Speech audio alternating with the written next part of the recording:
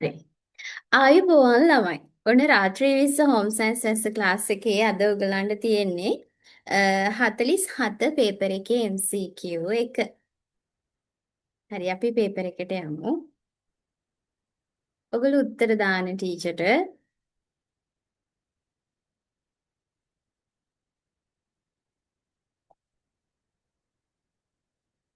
දෙවි හාමුදුරුවනේ මේ.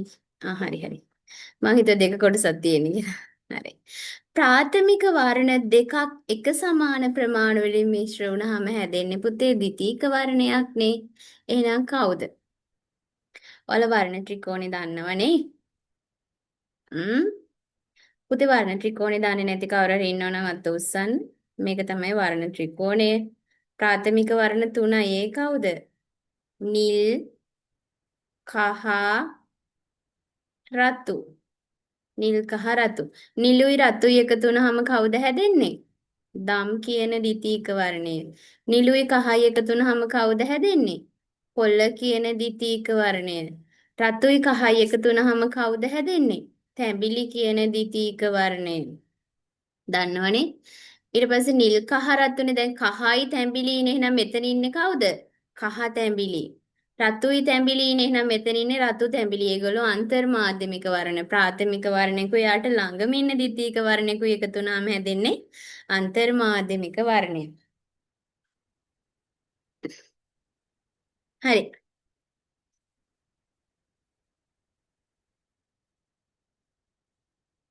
මහේෂ ඉන්නවද ක්ලාස් එකේ?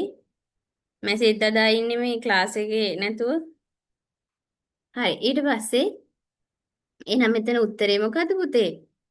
බලන්න ප්‍රාථමික වර්ණ දෙකක් සම ප්‍රමාණ වලින් මිශ්‍ර වෙලා හැදෙන ද්විතීක වර්ණය කවුද එහෙනම්? නිල් කියන්නේ ප්‍රාථමික වර්ණයක්, රතු කියන්නේ ප්‍රාථමික වර්ණයක්. ඔන්න එහෙනම් දම් තමයි. දම් තමයි ද්විතීක වර්ණය. හරි. එහෙනම් ඊගා ප්‍රශ්නෙට උත්තරේ දාන්න. රේඛා සහ එමගින් පිළිබිඹු කරන හැඟීම් නිවැරදිව සඳහන් වර්ණය. විකර්ණාකාර රේඛාවලින් මොනවාද? උස් බව, උසස් බව, දැඩි බව, ඍජු බව, ශක්තිමත් බව, ගෞරවණීය බව.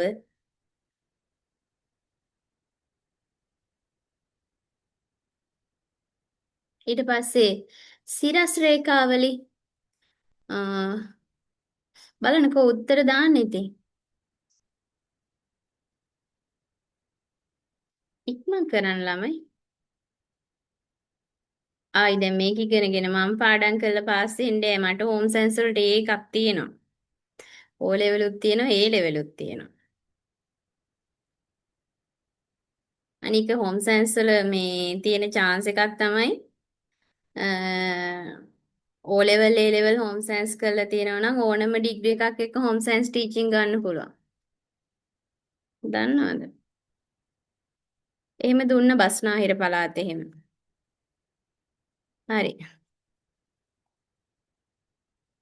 එහෙනම් දම් තමයි මෙතන උත්තරේ. ඊට පස්සේ රේඛා සහ එමගින් පිළිබිඹු කරන හැඟීම් නිවැරදිව දක්වා ඇත්තේ විකර්ණකාරයෙන් මොනවාද එහෙනම්? සිරස් රේඛාවලින් මොනවාද? උස් බව, දැඩි බව, උසස් බව, ඍජු බව, ශක්තිමත් බව. අනික වැරදි නේ පුතේ. හරි. ගොඩනැගිල්ලක බාහිර අවකාශ නිර්මාණයේදී සලකා බැලිය යුතු සාධකයක් නෙමෙයි පුතේ මොකක්ද? ප්‍රමිතිය.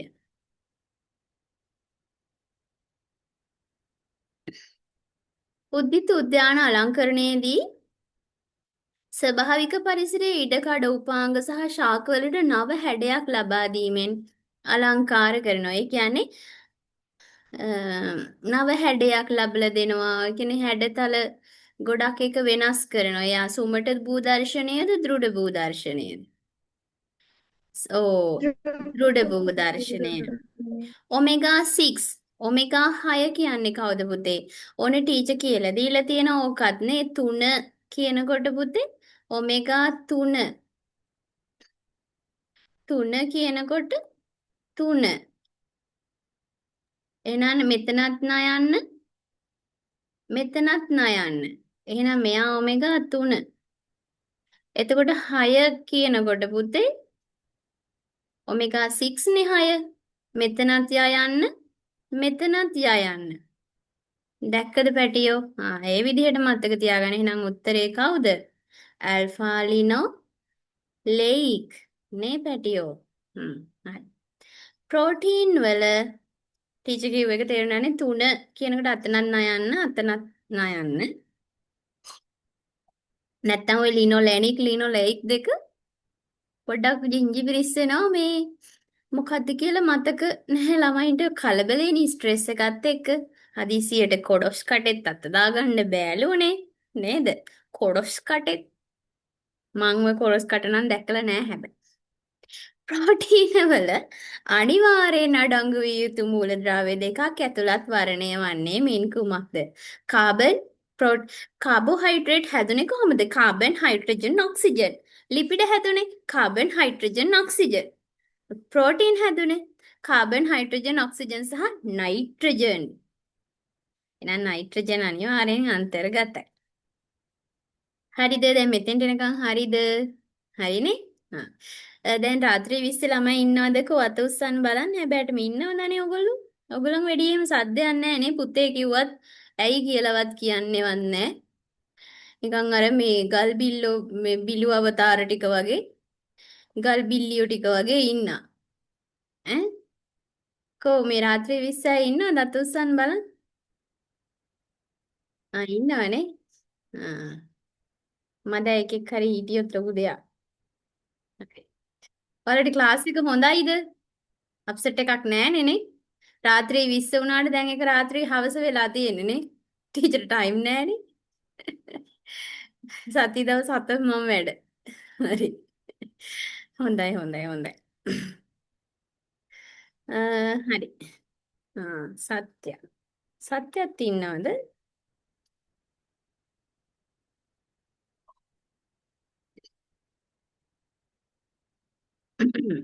සත්ව ආහාරවල පමණක් අඩංගු B කාණ්ඩයේ විටමින් එක පුතේ B12 සායනක බැලමින් දැන් අර අපේ ක්ලාස් එකේ හිටියා මේ ඉන්න දුලාජි කියලා ගර්ල් කෙනෙක් එයා B12 පිටින් බොනවා ඇයි යා මස් මාළු මොනක්වත් කන්නේ නැහැ ඒ නිසා එයාට B12 පිටින් දෙනවා B1 කෝ හයියෙන් කියන්නේ B1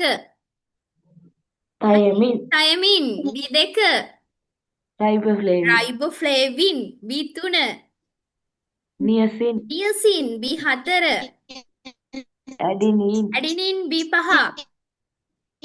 පැන්ටතොනික් B6 පිරිඩොක්සින් B7 බයොටින් B8 ඇඩිනොසින් B9 folic B10 ප්‍රෑමෑන බෙන්සොයික් B11 ග්ලූටමික් B12 සයනක වැලවි එහෙනම් ටක් ගාලා පාඩම් තියෙනවනේ B1 තයමින් B2 රයිබෝෆ්ලේවින් B3 නියසින් B4 ඇඩිනින් B5 පැන්ටතොනික් B6 පිරිඩොක්සින් B7 බයොටින් B8 ඇඩිනොසින් B9 folic B10 පැරාමෑන බෙන්සොයික් B11 ග්ලූටමික් B12 සයනක වැලමින් ලයිසින් ලියුසින් අයිසොලියුසින් මෙතෙओनिन ත්‍රිओनिन ට්‍රිප්ටොෆෑන් වැලින් ෆීනයිල් ඇලනින් හිස්ටිඩින් ඇලනින් ආජිනින් ඇස්පරජින් ඇස්පාටික් සිස්ටීන් ග්ලූටමික් සෙරින් ග්ලයිසින් ප්‍රොලින් තයිරොසින් ග්ලූටමින් හරිද අනිවාර්ය MCQ දෙකක් ගැම්මට හරි එහෙනම් ඊගාවට ඔමේගා 6 මෙන්න බොල එකම ආහාරය ආයි වැටිලා එකම ආහාරය එකම ප්‍රශ්නය ආයි වැටිලා එන 6 කියනකොට එතනත් යන්න මෙතනත් ලියා යන්න කටත් පැටලෙනවා එහෙනම් ලිනොලෙයික් ටීචර් 1 2 උත්තර කීයද කීයද දන්නේ නැවා බලා ගන්නකො 1යි 2යි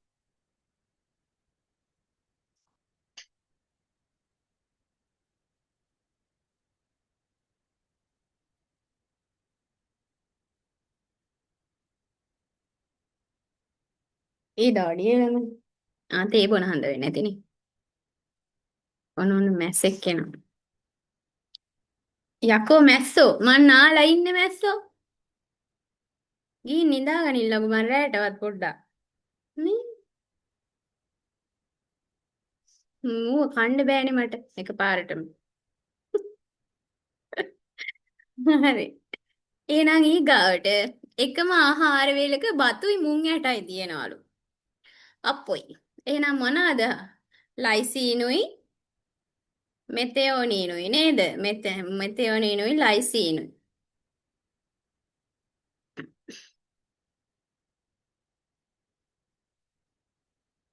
කීවෙනි ප්‍රශ්න පත්‍රය දානවා? 47. බයොරේට් පරීක්ෂාව මගින් හඳුනා ගනු ලබන පෝෂකය. පුතේ ප්‍රෝටීන් සඳහා මොකද්ද? ලිපිඩ සඳහා සුඩෑන්, ප්‍රෝටීන් සඳහා බයුරේට්. මතකද? Vitamin A, B12, vitamin E. Vitamin A ට රසායනික නාම 3යි පැටියෝ. එයා සත්වාහාරවල ඉන්නෝ නම් අපි ආ රෙටිනෝල් විදිහටත් ශාකාහාර වල ඉන්නෝ නම් කැරොනොයිඩ් බීටා කැරොටීන් විදිහටත් කියනවා B12 cyanocobalamin, vitamin E tocopherol, vitamin K phylloquinone සහ මොනොක්විනෝන්, විටමින් D කැල්සිෆෙරෝල්. මතකයිනේ. මහාන්ත්‍රය මගින් නිපදවන විටමින් වර්ග දෙකක් විටමින් K සහ බයොටීන්. විටමින් K සහ බයොටීන්. දැන් ඔයගොල්ලන්ට මේවා බෑ කියන්නේ මොකක්ද ඒකෙන් තේරෙන්නේ? ඔයගොල්ලෝ පාඩම් කළා නෑ කියන එක. ටීචර් 11 වෙනි එකට උත්තරේ 4 නේද? දන්නේ නෑ ඉතින් ටීචර්ගේ අතේ නෑනේ පොතක් ඉන්න බලමු. ඔව් 4නේ ගහලා තියෙනවා.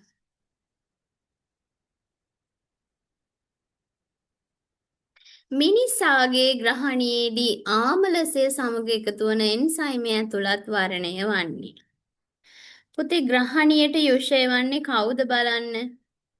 කාබෝහයිඩ්‍රේට්, ප්‍රෝටීන්, ලිපිඩ කියන තුනම ග්‍රහණියේදී ජීර්ණය වෙනවා. එහෙනම් මේ තුනේම එන්සයිම තුන තමයි ඔය අහන්නේ.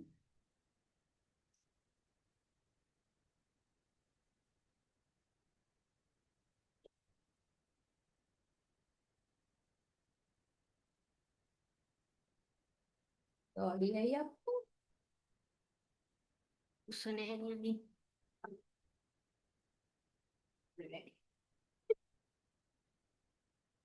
මං අර ස්විච් එකට ගහගන්න එක තමයි දැන් වැඩේ. හරිද? උසනේ. අයියෝ අයියෝ අයියෝ.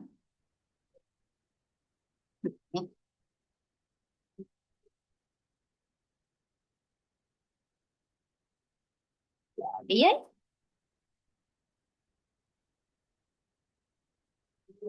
හරි.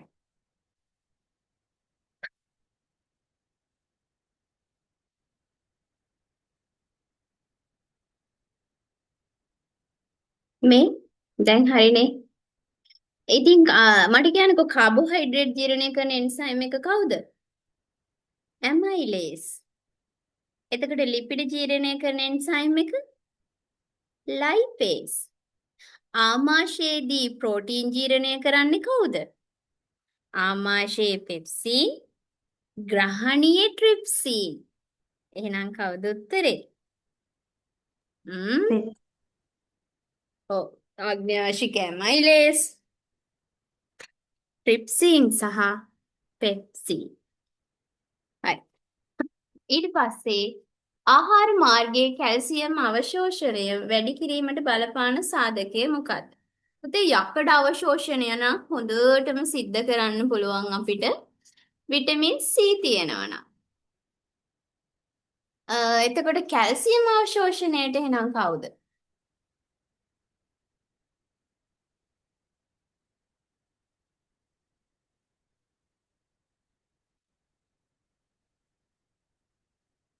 නියුඩු සහල් වල පයිටික් අම්ලයත් හොඳ නැහැ.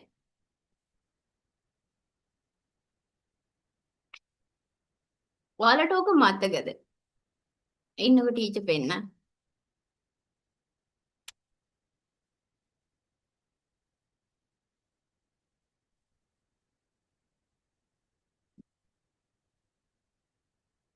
ඔයාලා මොකද ගහපු උත්තරේ ඕකට?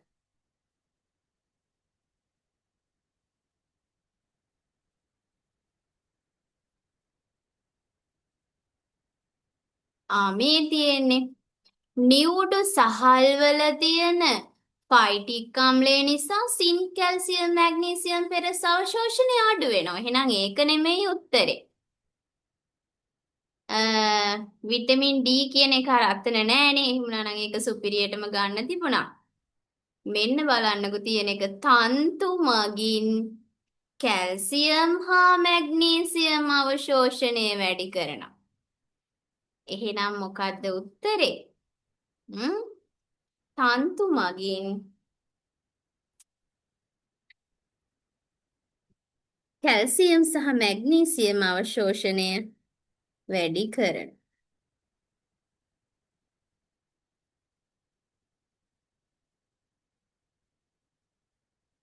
හරි. ලදරු විය සඳහා ආහාර වේල් සැලසුම් කිරීම පිළිබඳ වැරදි ප්‍රකාශය. අපි බලමු මොකද වැරදි කියලා.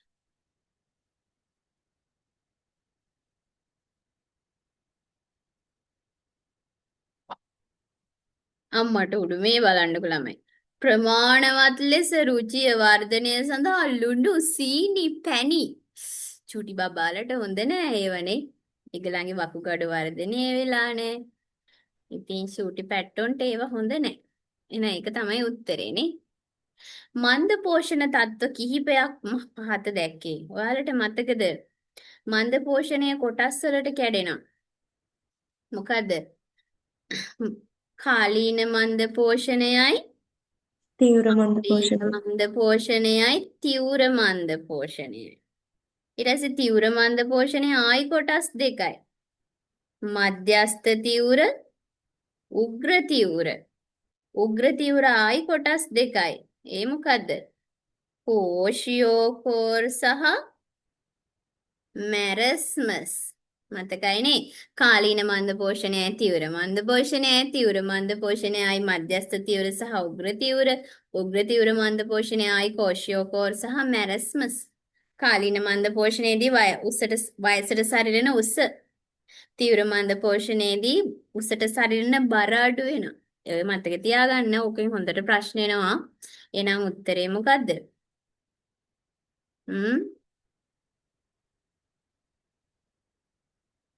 BC පමණි. නේද? තීව්‍ර මන්ද පෝෂණයේදී එහෙනම් B මොකද්ද?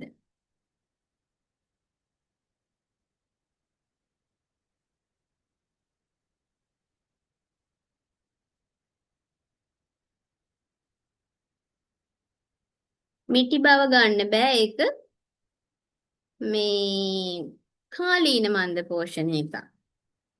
එතකොට කෝෂියෝකෝරුයි මැරස්මසුයි හැදෙන්නේ එහෙනම් තීව්‍ර මන්ද පෝෂණය. ඒක ඊට පස්සේ ආය යනෝනේ උග්‍ර තීව්‍රනේ. එහෙනම් පුද්ගලයෙකු විසින් පෙනෙන ලද රෝග ලක්ෂණ කිහිපයක් පහත දැක්කෙනවා. කතා කරනකොට ගොත ගැහෙනවලු අම්මට සිරි කට ඇද වෙලා නම් අනිවාර්යයෙන්ම මොකද්ද ළමයි මේක ඇවිල්ලා. කතා කරනකොට කට ඇද වෙලා නම් තියෙන්නේ ආඝාතේ. ඊට පස්සේ අධික ලෙස හිස රදයන අතක් උස්සන්න බෑ දැන් එයාගේ අත පොන නැහැ. එහෙනම් මොකද උත්තරේ? ඈ A B C.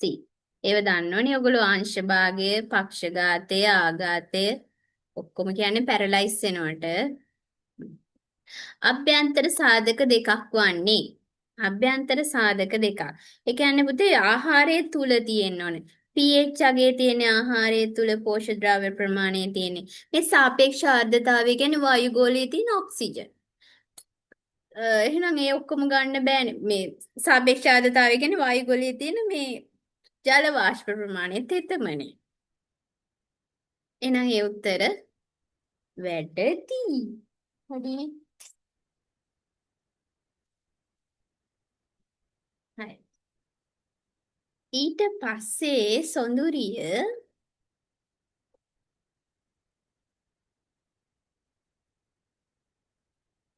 නවීකෘත අභ්‍යන්තර පරිසර තත්ත්වය යටතේ ඇසුරුම් කරන ලද ආහාරයකි. මොනවද ඔයාලා හිතන්නේ?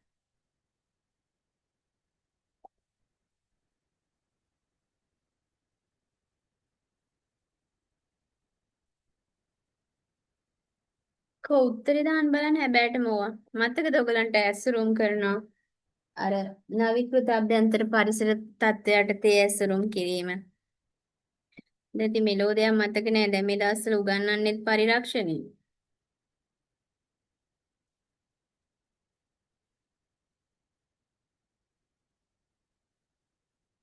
පාලිත තත්ත්වයට තේ ඇසිරීම.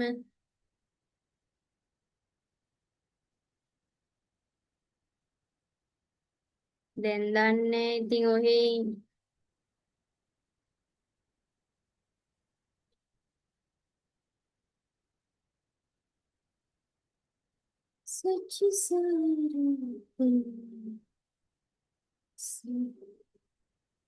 මෙතින් නවීකෘත අභ්‍යන්තර පරිසර තත්ත්වයට තේ ඇසුරුම් කිරේ.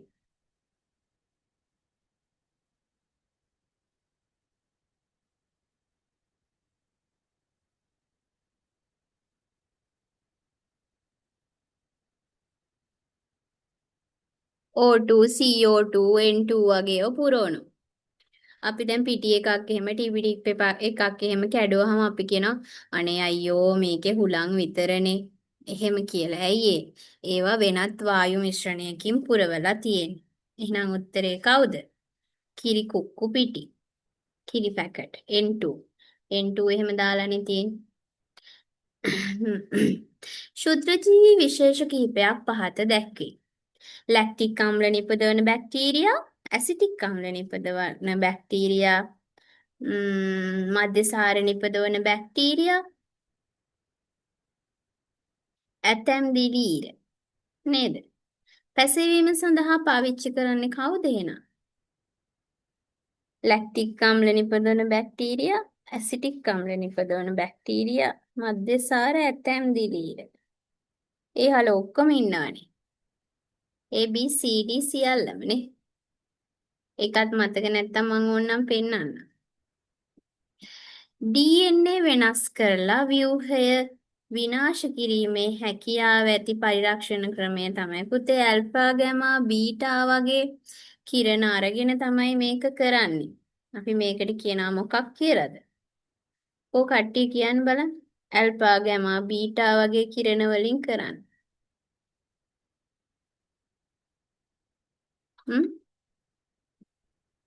ප්‍රවිකිරණය නේ පුතේ. ප්‍රවිකිරණී. පහේ ඉඳන් 12ට කියනලු මේක ඉවර වුණාට පස්සේ පෙන්නනවා අපහු PDF එක. එතකොට මේ ඒක ගහ ගන්න පුතේ අනිත් අයට කරදර කරන්න එපා මැනික. මේ PDF එක පෙන්නනවා. එතකොට ගහ ගන්න. දැන් මේක අහගෙන ඉන්න. තෛලෝද කාරක දෙකක් වන්නේ. මතකද තෛලෝද කාරක? ලෙසිතීන් තිබුණා.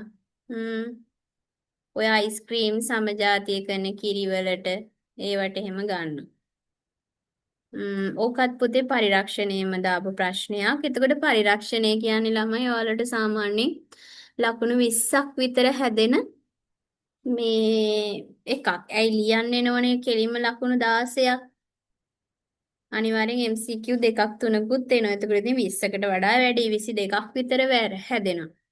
ඉතින් ඒක නිසා හරි භයානක පාඩමක් තමයි ඔය පරිරක්ෂණය. හරියට බලා ගන්න ඕනේ. ලෙසිතී ඇඟලුම් කර්මාන්තයේදී ලෙසිතීන් සහ ග්ලයිකෝල් උත්තරේ.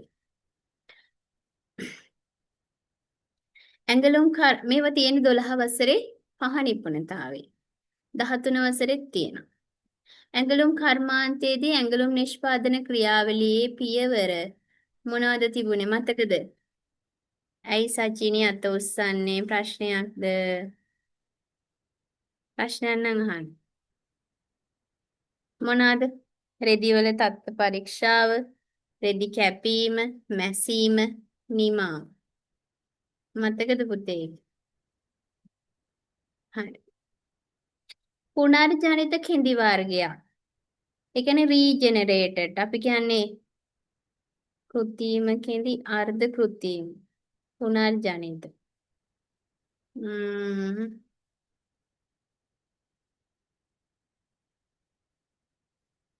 පොඩ්ඩයි නේ.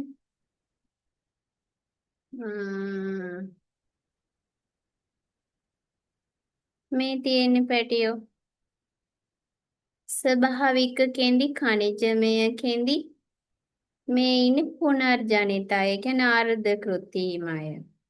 ඔයාලට ෂෝට් නෝට් එක හම්බුණානේ පුතේ කාටත්? රේයොන් විස්කෝස් කේසි. එහෙනම් උත්තරේ කවුද? නයිලෝන් කියන්නේ කවුද පුතේ එහෙනම්? කෘත්‍රිම කෙන්දක්. නයිලෝන්, ටෙරලින්, ඕලින්, ඕලෝන්, පොලිඑතලින්, පොලිඑස්ටර්, පොලිපොපිලින්. රන් රිදී කාබන් ඇරමිඩ් කියන්නේ පුතේ විශේෂිත කෙඳි. මතකයි නේක? සත්ත්ව කෙඳි දෙකයි ඉන්නේ. ප්‍රෝටීන්, සේද ලෝම. හරි. එතකොට එහෙනම් පුනර්ජනිත කෙඳි කේසි. ඔයාලා උත්තරේ දැක්කනේ? හරි. ඊට පස්සේ අපි යනවා කොහෙද? ගමනක් නේ. පහත රූප සටහන් වල දක්වා ඇති වියමන් රටා පිළිවෙලින්. ඔය වියමන් වලත් ටීචර්ගේ රෙකෝඩින් එකක් ඇති ටීචර් වියමන් වියන එක.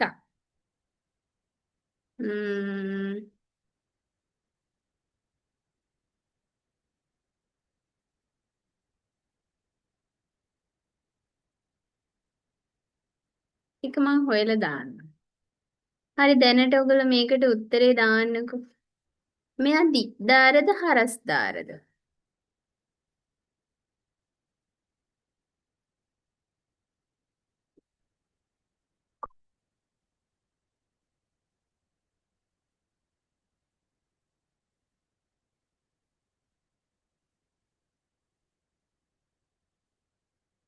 මිස් දෙක ගන්න බැරිද? මිස් ඒකේ අනුපිළිවෙලින් අහලා තියෙන්නේ. කොයි එකද පුතේ?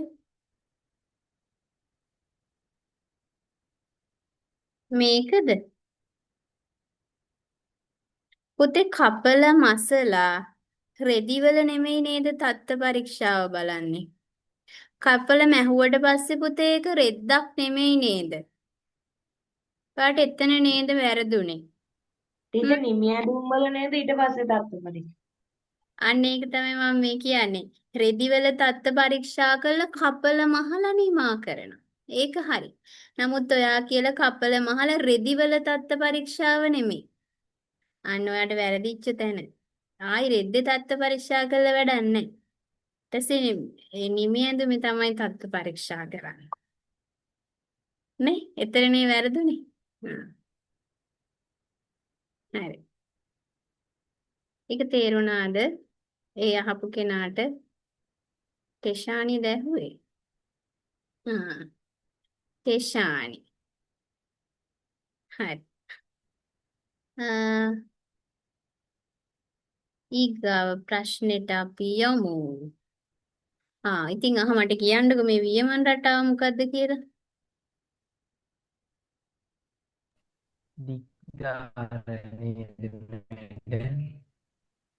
ඇහුන්නේ පැටිය මට පොඩ්ඩක්. දිග්ඩාර නේද?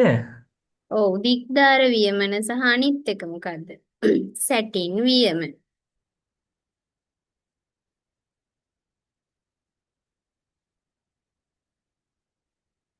පිලිසින් මගින් විවිධ කෙඳි වර්ග හඳුනා ගන්නකොට නිරීක්ෂණය වෙච්ච ලක්ෂණ කිහිපයක්.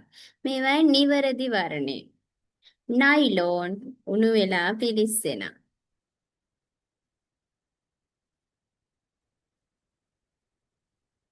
ක්ෂුද්‍රජීවී හානිවලට පහසුවෙන් ලක්වන රෙදි වර්ග ඇතුළත් කාණ්ඩය වන්නේ.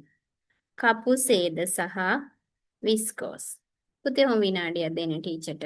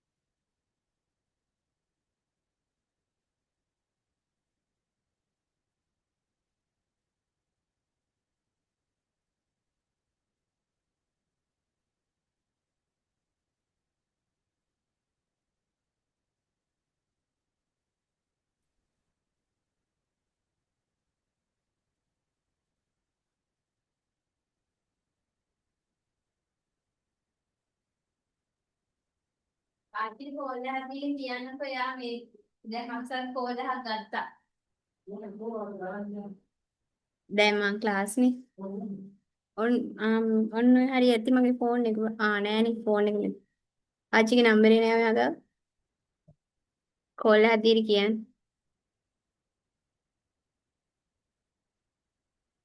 හරි. පහත කරුණු සලකන්න. කපුරෙදි විරංජනය සඳහා වඩාත් යෝග්‍ය වෙන්නේ හයිඩ්‍රජන් පෙරොක්සයිඩ්.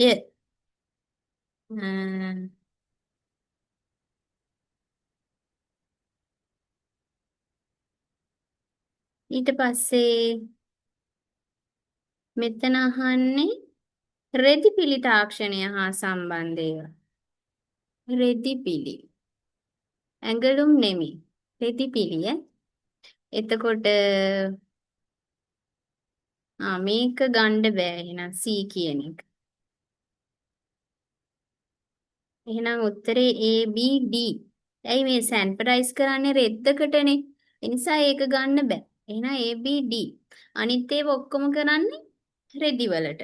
ලේන්සුවත් පිස්නා ජටා ඒවා උලක් නෑ. රෙදි මුද්‍රණය අච්චු ලෝහ ඒවා පාවිච්චි කරනවා print කරන්න රෙදි. කපු රෙදි විරංජනයේට හයිඩ්‍රජන් පෙරොක්සයිඩ් ඒවා උලක් නෑ. ටීචර් කෙනෙක්ව තේරෙනවනේ. ඔය මම උගන්වන මෙලෝ හත් ඉලව්වක් මේව තේරෙන්නේ නැති අය රෙකෝඩින් ටික බලන්න. සතියක් දාගෙන හෝම් සයන්ස් රෙකෝඩින් ටික බලන්න. බලලා පාඩම් 12 ඉස්සෙල්ලා ඉවර කරගෙන ඉන්න. නැත්තම් ළමයි ඔයගොල්ලෝ තියරි දාන්නේ නැතුව ඔයගොල්ලෝ කොහොමද පේපර්ස් ලියන්නේ? මම දන්නේ අලුතෙන් ආපු අයට මම මේ කියන්නේ. මේ ඒක නිසා අනිවාර්යෙන් පාඩම් ටික බලලා ඒ වැඩේ කම්ප්ලීට් කරගන්න. මේස දරණුවක් ක්වීට් කරනකොට රැලි වැටීම වළක්වා ගන්න අපි කරන්නේ කොහොමද පැටියෝ? මැද ඉඳන් තමයි එළියට මහන්නේ. මැද ඉඳන් එළියට මහනවා. එතකොට මොකද වෙන්නේ? රැලි වැටෙන එක වළක්ව ගන්න පුළුවන්. මැදේ ඉඳන් පිටතට තමයි මහන්නේ. හරිනේ ඒක දන්නවනේ.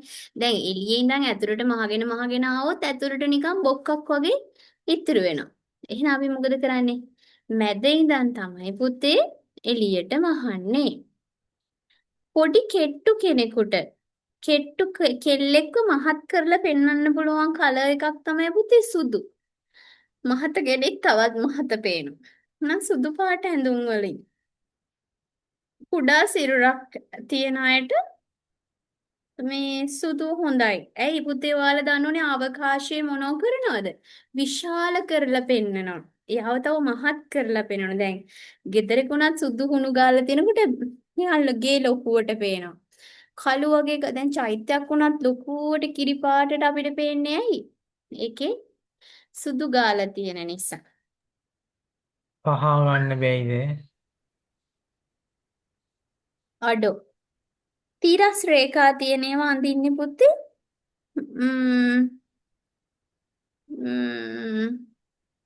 මහත කරන්න නම් තමයි. ම්ම් ම්ම් තිරස් රේඛා හරස් අතර තියෙන ඒවා ඇඳාම ටිකක් මහත පේනවා. දැන් කුඩා සිරුරක් කියලා කිව්වහම කෙට්ටුයි කියන දෙකද කියන්නේ. ඔන්න ඔය දෙකම හරි කියන්නේ මැඩම්. ඒක තමයි මේ ටීචර්ත් කල්පනා කරේ. දැන් මොකද්ද කරන්නේ? තනි පාටේව තද පාටේ වැන්දහම කෙට්ටුවට පේනවා.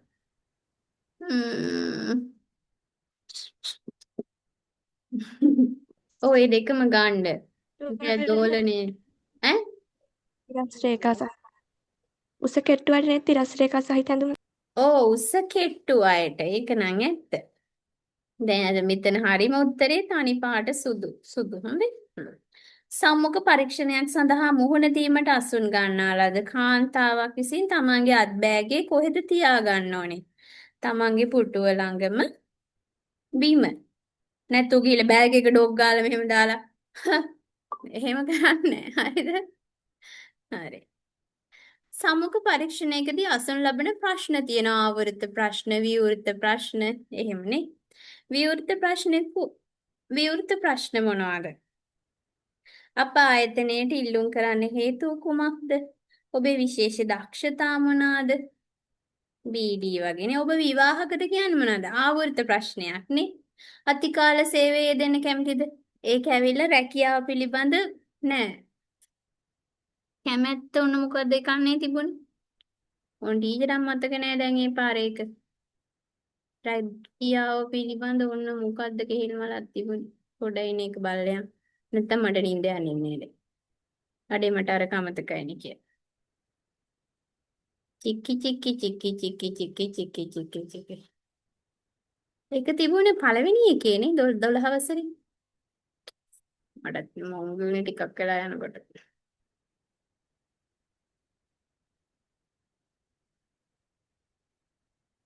ආවෘත ප්‍රශ්න විවෘත ප්‍රශ්න ඩුගු ඩුගු ඩු. ඕ yes අපි හොයාගත්තා විවෘත ප්‍රශ්න. ඔබ විවාහකද? නැත. නැත තවම නැත. වන්න හරි වැඩ කිරීමට ඇති කැමැත්ත පරීක්ෂා කිරීමේ ප්‍රශ්න. මම මේ වචනේ මතක නැත හිටියේ. ඔබ අතිකාල සේවය ඕටි කරන්න කැමතිද? අපි ඔයාලට හොඳට ගෙවන්නම්. ඔයා ඕටි කරන්න කැමතිද? එහෙනම් මේ දෙකම ඔබ විවාහකද? දැක්කනේ ඒක මොන ප්‍රශ්නයක්ද? ආවෘත ප්‍රශ්නයක්. කෙටි පිළිතුර බැඳලාද? ඔව්. කවුද බැන්දේ? ඒව වැඩක් නැහැ. මස්සිනාද බැන්දේ? නෑනද බැන්දේ? ඒ අපිට අදාළ නැහැ. ඔය ප්‍රශ්නේ පාස් පේපර් එකක තිබ්බ ටීචර්. එහෙමද? එහෙනම් වෙන්නේ නැති මැනික. හොඳයි. කණ්ඩායමක් ලෙස සංවිධානය වෙලා දඹදිව යනවලු. හරිද? ඒ කියන්නේ මේක මොන සංචරණයක්ද? රාශිගතද විකල්පද? කණ්ඩායම් වශයෙන් යන ගතානුගතිකයි. පරිසරයට වන හානිය වැඩි. කවුද පුතේ එහෙනම්? රාශිගත සංචරණය.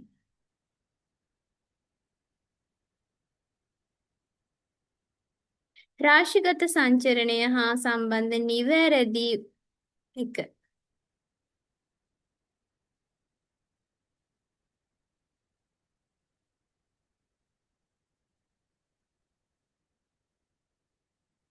තනි පුද්ගලයා යන්නේ පුතේ විකල්ප සංචරණය. නව අත්දැකීම් ලබා ගන්න. ජනප්‍රිය සංචාරක ස්ථානවලට යන්නේ. ඒක කොහොමද ඒගොල්ලෝ කරන්නේ? ඔන්න කුට්ටම් පොකුණ, ඔන්න සමාධි පිළිමේ, ඔන්න අපේ අට ස්ථානවල යනවා කියලා එහෙම ජනප්‍රිය ස්ථානවලට තමයි ඒගොල්ලෝ යන්නේ නේ ගොඩක්. එහෙම නැතුව මේ සිංහරාජ බලන්න අර ඒ වගේ එව්වට යන්නේ. දෙස් විදෙස් සංචාරකයන්ගේ ආකර්ෂණයට ලක් වූ හා විදේශ විනිමය උපයන ලංකාවේ අලි ඇතුන් සම්බන්ධ ප්‍රසිද්ධියටපත් අභය භූමිය කුමක්ද? අලියෝ ඉන්නේ කොහෙද? යාලෙනේ. යාල යන්න අලි බලන්න. යාලනේ ඉන්නේ. පින්නවල කියන ළමයි අලි අනාථාගාරේනේ නේ. ඒක නෙමෙයිනේ.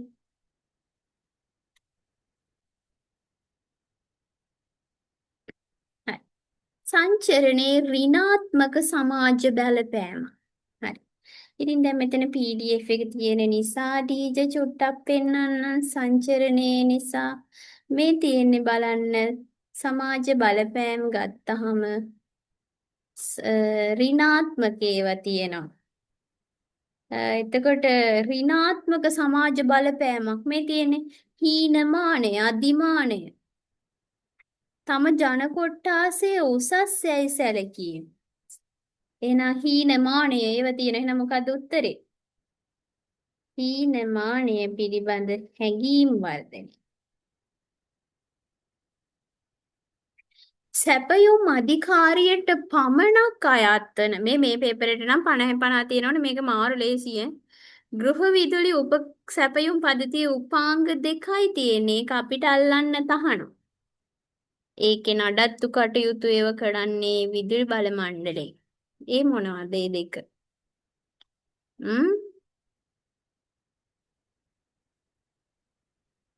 කියන්නේ ඉතින්. දැන් ඉතින් දන්නේ මොකද්ද අධිධාරා පරිපථ විඳිනේද? ඒක මොකද්ද ශේෂ ධාරාද? වොට් පැය මීටරයයි අධිධාරා පරිපථ බිඳිනයයි. නේද නෙතු? මින්නේරිය ගන්න බැරිද මිස්? අනේ මින්නේරියේ මුකුන්ද ඉන්නේ කියන දන්නේ අනේ පොඩ Google එකේ බලන්නකෝ හිරන් මින්නේරියේ ඉන්නේ. අලි නෙමෙයිනේ උන් ඉන්නේ. මං නම් දන්නේ යාළ තමයි අලි ඉන්නේ. हाँ मैडम යාළ තමා කොහොම බලන්නකො මින්නේරියේ පොකට ඉන්නේ කුරුල්ලෝද? මින්නේරිය කුමනනේ කුරුල්ලෝ ඉන්නේ. මින්නේරියේ නෝවනම් මන් දන්නේ ළමයි ඔය සාමාන්‍ය දැනීම ඒවා. මේ බලන්න ජනතාවනි මේ අහන්න සැපයුම් අධිකාරිය සතු දෙකයි තියෙන්නේ. මොකද්ද? ප්‍රධාන වෙන්කරණය සහ වෝට් පැය මීටරේ. දැන් ඔයගොල්ලෝ කල්පනා කරන්න ඇති. ඇයි ටීචර් යාට ප්‍රධාන වෙන්කරණය කිව්වේ? ඌට නම් තුනක් තියෙනවා බා. මේ මොනවාද? ප්‍රධාන වෙන්කරණය. දැන් අර පේපරේ තියෙන අධිධාරා පරිපථ බිඳිනය කියලානේ. අධිධාරා පරිපථ බිඳිනය සේවා විලායකය නේද? ඕවර්ලෝඩ් සර්කිට් පියුස් එක හරි. වොට් පැය මීටරය. මූට නම් වෙලාවට එක නමයි තියෙන්නේ. ආයි වෙන්කරණය ප්‍රධාන සුචය ඔය විදිහට නම් දෙක තුන තියෙනවා කට්ටියන්ට. මෙයාටත් තියෙනවා. ශේෂ ධාරා පරිපථ බිඳිනය, පැන්නුම් සුචය, ටිප් ස්විච් එක.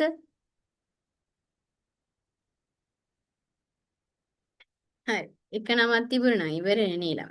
එපා වෙන. හරි. ඔයගලන්ට තමයි එපා වෙන්නේ. ඇයි ඉතින් තව විෂයන් දෙකකුත් තියෙනවනේ නේ ළමයි. අනේ මන්දප්පා. කමන්නේ කොහොම හරි ශක්තිය ධෛර්යය අරන් පාඩම් කරන්න. විද්‍යුත් ශක්තිය හා සම්බන්ධ නිවැරදි ප්‍රකාශය කුමක්ද? වැරදි ඒවා නෙමෙයි අපෙන් අහන්නේ. නෙතු අහනවා මින්නේරිය ගන්න බැරිද? අනේ අලි ඉන්නවා. ඒ නෙතු ඇත්තටම ටීචර් එක පොඩ්ඩක් බලලා කියන්නම් ඈ. ওই ප්‍රශ්නේ පස්සේ පන්නන්න එපා මේ. අයියෝ ඒක පොඩ්ඩක් මම බලලා කියන්නම්. මම බලන්නම් වැඩිපුර අලි ඉන්නේ යාලේද මින්නේරියේද කියලා නෙතු. හරිද? යාලේ හිටියොත් යාල ගමු මින්නේරියේ නම් අලි නෑනේ මං දන්න විදියට. ඒකේ මෝද කොහෙද ඉන්නේ? උගලොත් එක්ක බෑනි කරන්න. පොඩක් බලන්න මින්නේරියේ මුකුන්ද ඉන්නේ කියලා.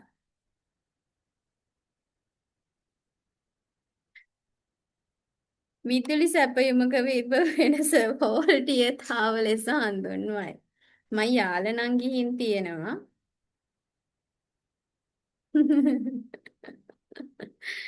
හරි. ඒකයි මම යාල ගත්තේ බලමු. විද්‍යුත් ශක්තිය යාන්ත්‍රික ශක්තිය බවට පරිවර්තනය වෙලා ඒක චාලක ශක්තිය බවට. එහෙනම් යාන්ත්‍රික ශක්තිය රෙදි සෝදන යන්ත්‍රය. චාලක කියන්නේ වතුර බ්ලෙන්ඩරය. රෙදි සෝදන යන්ත්‍රය වතුර මෝටරය බ්ලෙන්ඩරය ඔක්කොම කැරකෙනවනේ. හරි.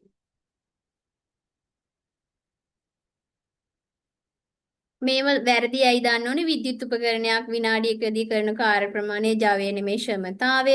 විද්‍යුත් ඒකකයක් කියන්නේ කිලෝවොට් එකකි. විදුලි ධාරාව ගණන් බාධක හේවත් ප්‍රතිරෝධය මනින්නේ ඕම් වලින් නේ ළමයි. ඇම්පියර් නෙමෙයිනේ. සරල ධාරා විදුලිය සහ ප්‍රත්‍යාවර්ත ධාරා විදුලිය ප්‍රධාන සැපයුමෙන් ගන්න නෑනේ. AC කරන්ට් එකයි DC කරන්ට් එකයි. අර බැටරි කරන්ට් එකනේ. එතකොට ඒ වැරදි කියලා තේරෙනවනේ. ඒ කියන්නේ පාඩම් කළා නෑ කියන එක. හරි.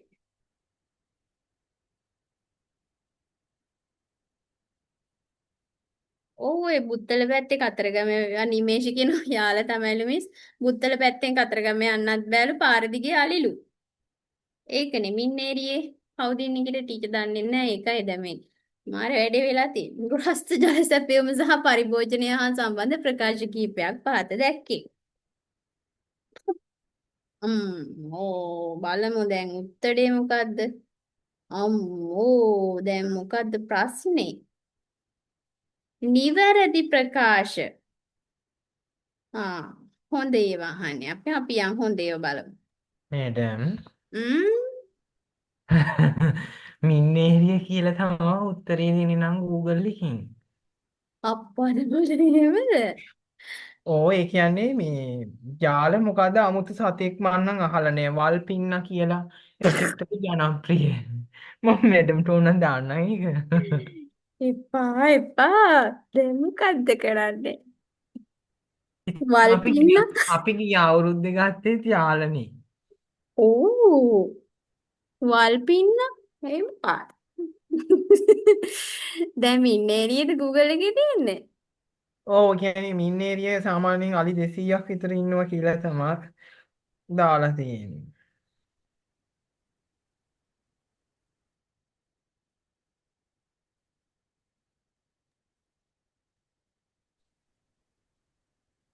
ඒකේ නම් මේ ප්‍රශ්නේ අපි තවදුරටත් විමර්ශන කටයුතු සඳහා ඉස්සරහට යොදවමු කාට හරි. මගේ යාළුවෙකුත් ඉන්න මම වඩා යාළු ඉන්නෝමි. මම පොඩ්ඩක් අහලා බලන්නම්. මේ අපේ මෙහෙ ගත්තාම 200 නෙවෙයි 60ක් 70ක් විතර පාර පනිනවා. එදා මං අර හොස්පිටල් ඉඳලා එනකොටත් හිටිය. බුදු අම්මෝ 60ක් විතර හිටියා. 200 මොකද්ද? මින්නේරිය තමයි මැඩම්. අඩ දැන් ටීචර් වැරදි එකක්ද එතකොට උගන්නලා තියෙන්නේ. මේ ළමයි දැන් තැන තැන ගිහින් කියයි දන්නේ අන්න අර වැරදි උගන්නනවා කියලා. නෑ ඒක සාපේක්ෂයිනේ ඉතින් නේද? ඒක පොඩ්ඩක් බලන්න ඕන. අලි ඉතින් ටිකක් මෙහෙට මැඩම් ගෙනත් දාලා හරි දැන් උත්තරේ හරි කරගන්න වෙනවා. අනේ මැඩම් ඔවාගේව අහන්නේ නෑ නේද? කියන්නත් බෑ හැබැයි. අපේ පැත්ත මින්නේරි ඒකයි. ඔන්න මේ නෙතු දාලා. ඒක තමයි නෙතුගේ මෙච්චර මං හිතන්නේ මණ්ඩලේ නෙතු එහෙනම් අලි ඉන්නවද? නෙතු කියන එක හරි ඇති. සාමාන්‍යයෙන් අලි අපි 200ක් යාළ පැත්තෙමු. 300ක් ඒකනේ දැන් අපිත් යාළේනේ ඉතින් එතකොට ඔන්න ඕකනේ අවුල. දැන් එහෙනම් අපිට ඉතින් මොකද්ද අලි කොහේ කරන්නේ? ගියත් කමන්නේ මේ පැත්තට නම් එන්නේ පාලි එච්චරයි. ඔය එන්නේ කොහොමත් අලි. අපිට නිදහසේ නිදා ගන්න ඕනි. හරි දැන් ওই ප්‍රශ්නේ පොඩ්ඩක් තියන්න දැන් අපි විහිළු කරා වගේ නෙමෙයි. පානීය ජලයේ මිනිස් හෝ සත්ත්ව මල ද්‍රව්‍ය අඩංගු නොවේ. ඒක හරි. සුපිරියටම හරි උත්තරයක්. වැස් ටැංකියට ජලය සපයන නලය පහළින්ද? ගෘහයට ජලය සපයන නලය ඉහළින්ද? අඩෝ එතකොට බෑනේ. අරක උඩින් තියලා මේක යටින් තියනවා. නැත්තම් වතුරේ යටට බැස්සාම උඩ වතුර ටික එන්නේ යට වතුර ටික ගන්නෙ කොහමද? සහ මුලින්ම වැරදි. නෑමට යොදාගත් ජලයේ ක්‍රියාකාරී බැක්ටීරියා අධිකයි. නාන වතුරේ නෙමේ බැක්ටීරියා තියෙන්නේ නේ. අපි টয়ලට් ගියාම ඒ වැ. මුළු තැන්ගෙයි අපජලයේ කෙලින්ම පූතික කරා ටැංකිය කරා යැවීම නුසුදුසුයි. ඔව් ඉතින් ඒක ඇත්ත. අපොයි.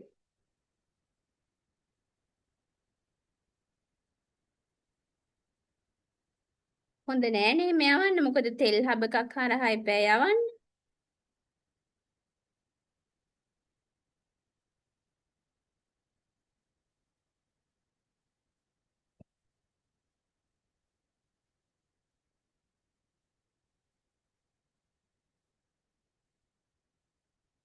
AD නේ ළමයි ගන්න තියෙන්නේ. හැබැයි එහෙම උත්තරයක් නෑනේ.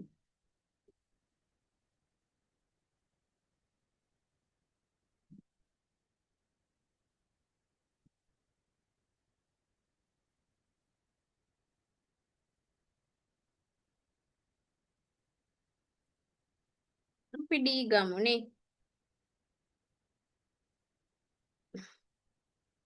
AD ඒත් හරිනේ නේ. මුළු මේ පානීයට සුදුසු ජලයේ ළමයි මේ රෝගකාරක ජීවීන් හානි කියන්නේ පානීය ජලයේ මිනිස්සෝ සත්ත්ව මල ද්‍රව්‍ය අඩංගු වෙන්න බෑනේ. අඩංගු නොවේ කියලා තියෙන්නේ නේ. එතකොට අපි ඩී පමණි ගන්නකො දැන් අනිත් ඒ කියලා උත්තරයක් නැහැ නේ. AD කියලා එකක් නැහැ. මුළු තැන්ගේ පිටවන අපජලයේ වැඩි වශයෙන්ම තියෙන මොනවාද? බැක්ටීරියානේ. ප්‍රීබයොටික් සංඝටක යන්ට වාසස්ථානය හා පෝෂණය තියෙන්නේ. චණ්ඩි බණ්ඩි ඈ තෙල්හාමේදිය නෙවෙයිද? ටොයිලට් එකෙන් නේද අහලා තියෙන්නේ? මුළු තැන්ගේ. සෝරි. මුළු තැන්ගේ කියන්නේ කුස්සිය. තෙල් හබහකක් කරහා යවන්න ඕනේ තෙල් සහ මේදය. අනේ සෝරි මේ මොකද ටොයිලට් එකෙන් තමයි බැක්ටීරියා. ඊට පස්සේ මුළු තැන්ගේ තෙල් සහ මේදය. ඊට පස්සේ සබන් අනම්මනම් තමයි නාන කාමරෙන් එහෙම යන්නේ. ප්‍රීබයොටික් චණ්ඩි බණ්ඩි ඇන්කෝපීඩියා ප්‍රෝ මොනාගේද ගොඩක් පෝෂණය තියෙන්නේ සුදුලුණු කෙසෙල් ලීක්ස් බොංචි ඔය ඔක්කොම තිබුණා අර තාපල් තිබුණේ. දැන් සමහර බබාලා කල්පනා කරන්න ඇති කොහෙද මේ ප්‍රශ්නේ තිබුණේ කියලා. 13 වසරේ 5 ළමයිනේ. දැන් ඉතින් මේවා පාඩම් කරේ නැති වුණොත් ඉතින් 5 වෙලා යනකම් ඉන්න වෙන්නේ පේපරේ තියාගෙන. මේ පාඩම ගොඩක් එනවා විභාගෙට. ඔය කාබන් ආහාර පාසලකුණ ඔය කතන්දර ටිකත් එක්ක ඔක්කොම එනවේ. ජාන තාක්ෂණය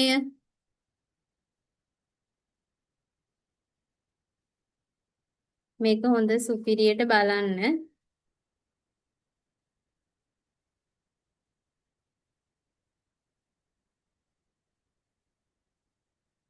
කෝලමේ අර වගුවක වගේ දාගෙන තිබුණේ අපි.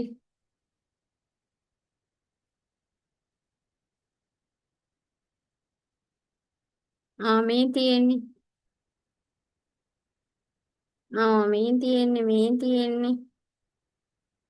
මේ තියෙන්නේ ළමයි. ලූණු සුදු ලූණු ලීක්ස් ඕවා තිබුණනේ. දැක්කද අර උඩ තිබුණා. මේ හරිය පාඩම් කරන්න. ලූණු සුදු ලූණු ලීක්ස් අල තිබුණේ.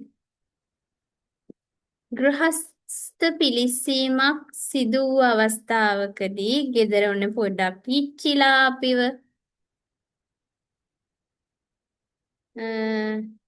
භාවිතා කරන ඖෂධීය ශාකයක් වන්නේ කෝමාරිකානේ. කෝමාරිකා ගන්නෝනේ පිච්චුනහම. අපද්‍රව්‍ය කළමනාකරණයේ පියවර අනුපිළිවෙලින් දක්වා ඇති වර්ණය වන්නේ reduce reuse recycle. කොහොමද මුලින්ම අපි අපද්‍රව්‍ය බැහැර කරන්නේ ළමයි? වෙන් කරනවා, ප්‍රවාහනය කරනවා, ගබඩා කරනවා, සකසනවා. යෝන් අවධියේ සංවර්ධනය ගැන අසත්‍ය ප්‍රකාශය වැරදීලු මේක බලමු. අම්මලා සිටි චිත්ත වේගික වර්ධනය වේගයෙන් සිද්ධ වෙනවලු. වැරදි ඔයගලගේ චිත්ත වේගික වර්ධනය මන්දගාමි මෙලෝ රහක් නෑ. අඬනවා ඔයගොල්ලෝ හොටු පෙරනවා මොකක් හරි ප්‍රශ්නයක් වුණාම මේක දරාව ගන්න බෑ. මම ගඟේ පනිනවා වතුර බීලා මැරෙනවා හුස්ම ටිකක් හිර වෙනකොට ගොඩ පීනනවා පෝච්චියට බෙල්ල තියනවා ඕක තමයි ඔයගොල්ලෝ කරන්නේ. ජීවිතේ පා කියනවා ඈ යෝන් අවධිය තුළ පිරිමි දරුවන්ගේ බර වැඩි වීමට ප්‍රධානම හේතුව මේද පටක. අඩ කොල්ලන්ට කොහොද මේද පටකනේ කෙල්ලොන්ට තමයි මේද පටක හැදෙන්නේ. ඔයගලන් සංයුක්ත චින්තනයේ වියුක්ත චින්තනයට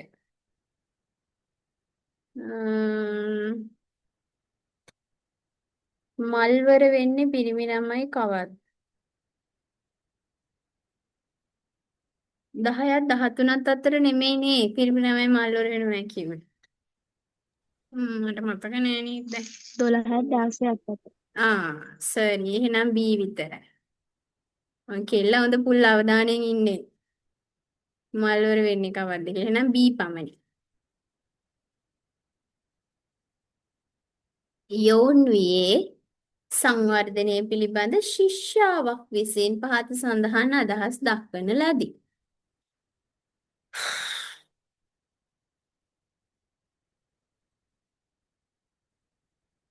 යෞවන අවධියට සුවිශේෂී ලක්ෂණ.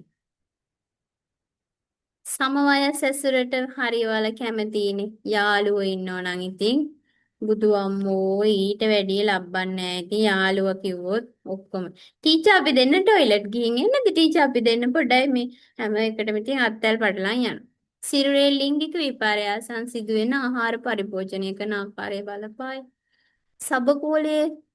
සබකෝලය ප්‍රීතිය ආදරය කෝපය ඒවත් තියෙනවා බලන්න. නේ ACD හොඳයි නේ. එහෙම එකක් නැද්ද? තියෙනවනේ. තියෙනවා. තර්ක විතර්ක කරනවනේ ඔයගොල්ලෝ හැම වෙලාවෙම හැම එකම තර්ක කරනවා. බුදු අම්මේ එහෙම වෙන්නේ කොහොමද ටීචර්? එහෙම නම් ඕක මෙහෙමයි. එහෙම වෙන්න බෑනේ මැඩම්. අනේ බෑනේ මේක මෙහෙමනේ. අලි ඉන්නේ මෙහෙනේ. මානසික පීඩනයෙන් පෙළෙන පුද්ගලයෙකු පිළිඹු කරන ප්‍රජානන ලක්ෂණයක් සහ චිත්ත වේගික ලක්ෂණයක්. දැන් ඔක කොහෙද තියෙන්නේ? අර වගුවක දාලා තිබුණ මතකද? ප්‍රජානන ලක්ෂණ, චිත්ත වේගික ලක්ෂණ, වික්ෂිප්ත බව, මතකයේ ගැටලු. සියල්ල මිලදී ගත්තද ඔබට කාලය මිලදී ගත නොහැක. එම නිසා කාලය අපතේ නොයවන්න. දැක්කනේ ටීචර් දාලා තියෙන එක. හරි. මේ තියෙන්නේ කායික ලක්ෂණ, චිත්ත වේගික ලක්ෂණ සහ ප්‍රජානන ලක්ෂණ. එහෙනම් දැන් ප්‍රශ්නේ අහලා තියෙන්නේ මොකද්ද? වික්ෂිප්ත බවයි නිෂ්ක්‍රීය බවයි නේ. ප්‍රජානන ලක්ෂණයකුයි චිත්ත වේගික. ප්‍රජානන එකක් වික්ෂිප්ත. චිත්ත වේගික එකක් තමයි නිෂ්ක්‍රීය වීම. මේ තියෙන්නේ කායිකය මොනවාද? ඉස්සරහදයයි කලන්තයයි කලකැවිල්ලයි බඩ රිදෙනවා. අනේ කකුල රිදෙනවා. ඒ ඔක්කොම. එහෙනම් කෝ අනේ උත්තරේ. අමිති වික්ෂිප්ත බව සහ නිෂ්ක්‍රීය බව. ෂඩුවත විශ්ලේෂණයට අනුව SWOT analysis. SWOT කියන්නේ කොහොමද? S කියන්නේ strength. what කියන්නේ මොනවාද? weakness. O කියන්නේ opportunities. T කියන්නේ threat. තර්ජනයක් අපෙන් අහන්න. පාරිභෝගික රුචිය ගොඩක් හොඳයි. ප්‍රාග්ධනය ගොඩක් හොඳයි. ප්‍රවාහන පහසුව ගොඩක් හොඳයි. නොදැනුවත්කම තමයි ගන්න වෙන්නේ නේ. තර්ජනය. ඉතින් මෙන්න රජයේ රෙගුලාසි තර්ජනයක් ඔව් තියෙනවා. රජයේ රෙගුලාසි කියන අවාසිදායක නීති රීති. ඊට වඩා තර්ජනය වෙනවනේ ඒක නේද? ඔව් රජයේ රෙගුලාසි තිබුණේ ඒක තර්ජන ගොඩේද තිබුණේ කියන එක තමයි මතක නැහැ. නොදැනුවත්කම මේ රජයේ රෙගුලාසි තමයි ගන්න වෙන්නේ නේ.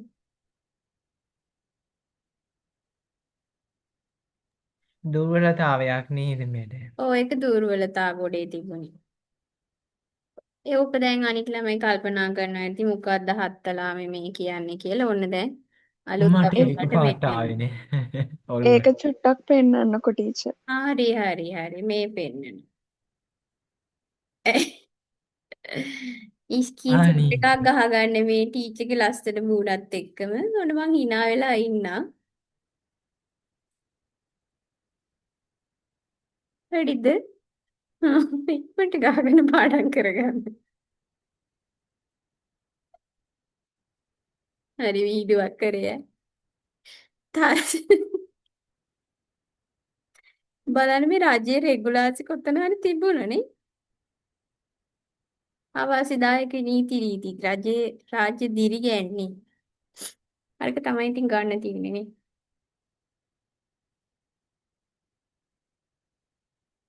සොඳා සොඳා සොඳා සොඳා එහෙනම් අපි දැන් යමු ව්‍යාපාරයක් ආරම්භ කිරීමේදී ආචාර ධර්ම. ඒකත් මේ පාඩමේමයි පැටියෝ. වල ආචාර ධර්ම ව්‍යාපාර ආචාර ධර්ම සමාජාචාර ධර්ම.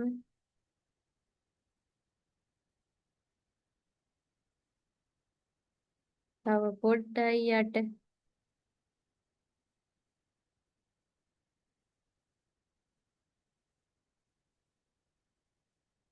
අභ්‍යන්තර ආචාර ධර්ම.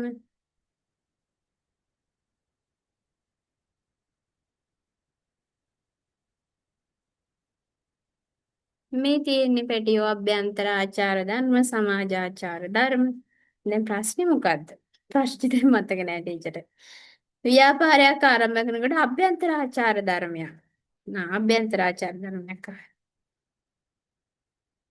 මේ තියෙන්නේ ව්‍යාපාර තුළ කටයුතු කරන්න ඕන විදිහ නිෂ්පාදන කළ යුතු පිළිවෙල ඒක නේද? පාරිභෝගික අවශ්‍යතා ඉටු කිරීම. මේ දෙකනේ උත්තරේට එන්නේ. බලන්න එහෙම එකක් තියෙදි කියලා. මේකනේ. හපොයි හරි.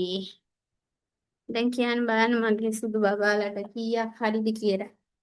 දැන් අර එක්කෙනෙක් හිටියේ නේද? එකේ ඉඳන් දෙකට පෙන්නන්නේ 12ට පෙන්නන ගගා හිටියේ. අන් එයාට පෙන්නන්න හදන්නේ. අම්මෝ. හයි. දැන් කීයක් හරිද? හරි ළමයි දාන්න බලන්න කීයක් හරිද කියලා. කීයද පෙන්නන්නේ කිව්වර එකේ ඉඳන් 12ට නේ.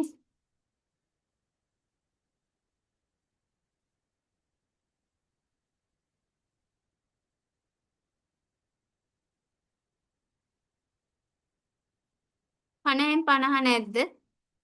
44 මදි. ඉතින් දැන් මේක ලේසි තරුෂි ඈ. 44යි කියලා දාලා තියෙන සතුටුයි. ඒ වුණාට 50න් 50 තියෙනවනේ මේ පේපර් එකට. මේක ලේසි නිසා. තාත්තට ගමු. හ්ම්.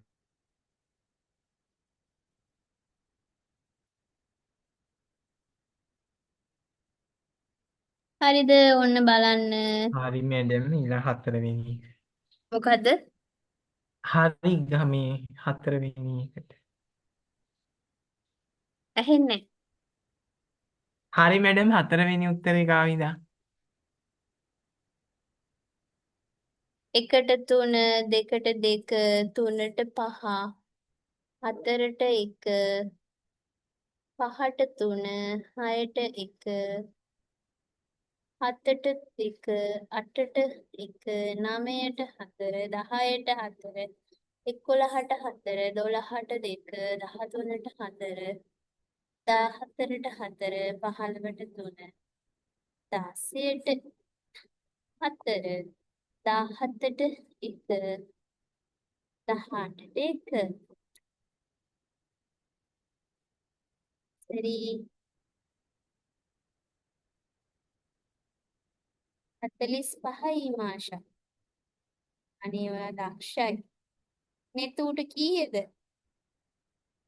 5 6 කියනවා මොකක්ද? නෙතු කීයද දැන්?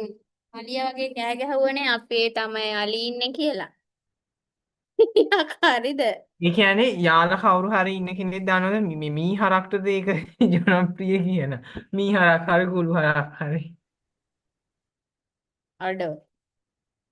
අපි දන්නේ නෑනේ ඔච්චර එක. මන් දක්කොම හරි මේ මින්නේරිය කියලා තමයි දෙන්නේ මැඩම් මම මේ පේපරේ කරේ නෑ ගිය ගමන ඉරි ගහලා තිබුණානේ මේ පේපරේ කොහොම හරි සාකච්ඡා කරන දාසේ මං ඇවිල්ලා නේ ඒකේ උත්තර ටික තමයි තිබ්බේ හ්ම්. යාරා ඔයාට ගියම 49ක් අවුරුද්දක තියෙනවද? හම්බුවා ෂෝ. ඇස්ව හදුරු වේවා, කටව හදුරු වේවා. තව තව හරියන්න ඕනේ නේද? යාර පාඩම් කරනවා වගේ මට පේන්නේ. හොඳයි හොඳයි. දක්ෂයි ඔයා. එතකොට මැඩම් දෙක කොටස කොහොමද වෙන්නේ? දෙක කොටස ටීචර් රෙකෝඩින් එක දාන්න. මට ඕනේ මේක ඉක්මනට ඉවර කරලා දාලා මේ අනුමාන පේපර්ස් ටික කතා කරන්න එපා. එතන පේපර්ස් තියෙනවනේ පහක් විතර. ওই ටික කරනකොට කාල් හරි. අපරාධි මං තමවගෙන තිබුණේ. ඔයාලගේ අතේ තමයි වැඩේ තියෙන්නේ. ගුරුවරයා ඉන්නේ පාර පෙන්නන්න. ඒ පාරේ යන්න නොයන එක ශිෂ්‍යයන්ගේ වැඩක් නේ. ඈ මම පාඩම් දීලා තියෙනවා, පේපර්ස් දීලා තියෙනවා, ඒවා රෙකෝඩින් දීලා තියෙනවා. ඒක බලන නොබලන එක ඕගොල්ලන්ගේ වැඩක්. හරිද? හරි. ඉතින් ඈ ඔය අනේ මන්ද මට මැඩම්ගේ රෙකෝඩින් බලන්න හිතෙන්නේ ඇයිද දන්නේ ඒක. පව තමයි ඉතින්. අර ලයිව් ක්ලාස් එකට එනවා නම් එච්චරයි. ඒක ඉතින් අර කම්මැලිනේ. එතකොට අර යාළුවොත් නැහැ, පේන්නෙත් නැහැ කවුරුවත්. ඔයා තනියම. ඉතින් ඒක එතකොට ඔළුව වෙන තැන් වලට යනවා, වෙන වැඩ වලට යනවා. ඒක 26 27 27යි 36 උත්තර පෙන්නනවා. අනික දැන් ඔයා එක හිතට කියලානේ තියන්නේ මේකේ රෙකෝඩින් බලන්න බෑ කියලා. දැන් ඉතින් මම බලන්න ගත්ත ගමන් කියන ඕක බලන්න බෑ ඔන්න ඔය නිකන් ඉමු එහෙම තමයි කියන්නේ. 20 කීයද ඔව් පුතේ? මැඩම්. 27 නේ. 27ට 5 27යි 36ද? 36ට 3. එතකොට පාර ඔයාගේ මොකද්ද වැරදිච්ච ප්‍රශ්නේ? යාළ වෙන්නේ ඇති. ඒ අකිත්මි කියන ඒ කතාව මටත් තියෙනවලු රෙකෝඩින් බලන එක. හරි. 22ද ඔයාගේ වැරදුනේ. අපි බලමු මේ ළමයාගේ මොකද. එච්චර මේ අච්චර ගොඩක් හරි ගිහිල්ලා මොකද වැරදිලා තියෙන්නේ කියලා. 22 මොකද්ද?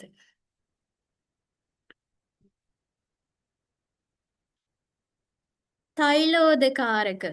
ඕව තියෙන්නේ පුතේ මම පෙන්නන්නම් ඉන්න තියෙන තැන. 12 5 පැටියෝ. ඒක ස්ක්‍රීන්ෂොට් එකක් ගහගෙන පාඩම් කරගන්න. තෛලෝදකාරක, ලෙසිතින්, ඩයිග්ලිසරයිඩ්, කොස්සැට, කැස්සට කොස්සැට අමිති, උණට පිපිඤ්ඤා. එහෙම සින්දුවක් දෙනවා කැස්සට කොස්සැට මොකද්ද? මට මතක නෑ දැන් ඒ සින්දුව. උනට කුරුම්බා. උණට කුරුම්බා. පිපිඤ්ඤා නෙමෙයි ආරේ. කවදා ලාහිර ඔව් කැස්සට කොස්සට මිරිස් මැඩම් කොමල් අර පූදු මාදුරු ඈ ඔන්න මේ ඇවිල්ලා උපුකාරක. හැබැයි අරකේ අහලා තිබුණේ තෛලෝදකාරකනේ. නෑ තෛලෝදකාරක මේ ඉන්නේ පැටියෝ.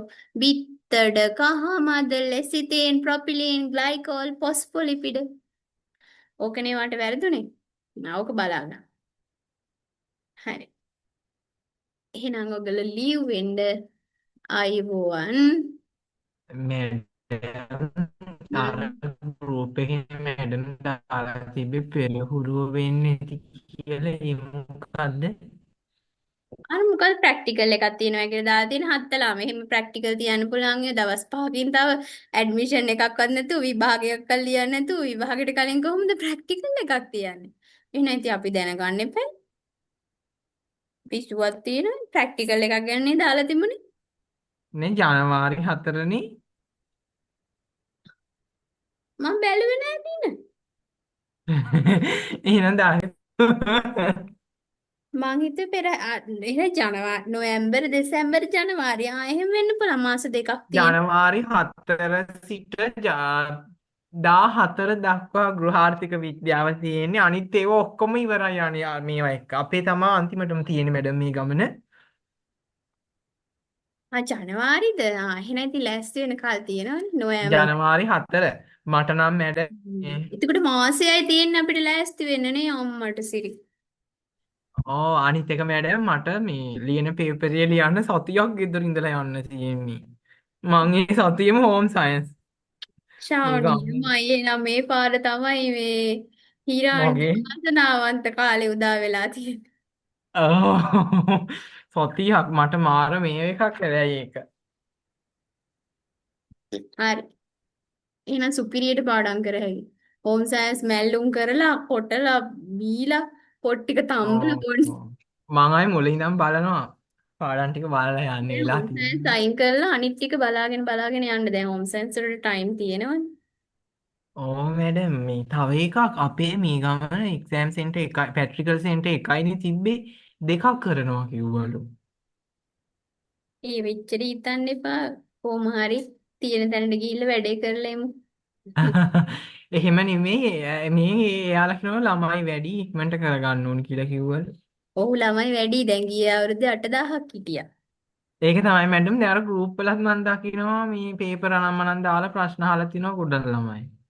ඔව් මේ පාරත් 8000ක් විතර කරනවා ඇති. දැන් කලින් 5000ක් වගේනේ කරේ ඔයගොල්ලන්ගේ අවුරුදු වල 5000. ගිය අවුරුද්දේ ටුටින් අවුරුද්දට 5000යි උඩරෙම එහෙම හිටියේ. දැන් ඔය ගොඩක් ඔය හෝම් සයන්ස් ටිකක් කරනවා කට්ටිය. ඒක සතුටුයි. ඉතින් විෂයට හොඳයිනේ. ඔය ගොඩක් විෂයක තෝරගන්න නැතුව මත්හැරලම හිටියනේ ළමයි සමහර අවුරුදු තිබුණේ 3000යි 4000යි. ඉතින් දැන් හැබැයි මැඩම් දැන් අලුත් සිලබස් එක ආවට පස්සේ ඕක නිකන් අර මීඩියා වගේ රැල්ලට කරන ඔන්න බලන්නකෝ. ඔව්. ඔව් දැන් ගුරුවරුත් ඉන්නෝනේ 60 උටමාරක් හෝම් සයන්ස් ඒ නිසා අවුලක් නැහැ. හරි පැටියෝ හරි එහෙනම් ලියවෙන්න ආයිබෝවන්. හරි මැඩම් උත්සාහයි.